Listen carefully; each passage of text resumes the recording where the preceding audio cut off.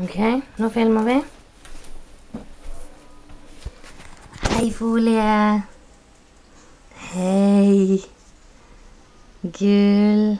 Hei, Fossil. Å, så koselig. Hæ? Å, så fine. Ja, kosen meg også fin. Mamma.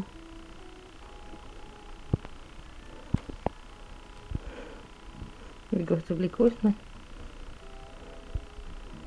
Får du ingen oppmerksomhet, Kiwai? Stakkar.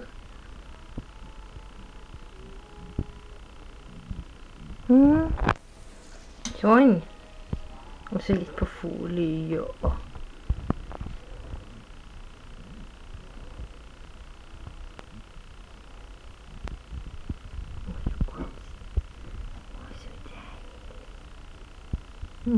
Så deilig. Tjukkebollene har lagt seg ned. Hæ? Og Kiwai synes dette er alt for kjedelig. Jeg vil opp hit. Jeg vil opp hit. Skal ta bilder da.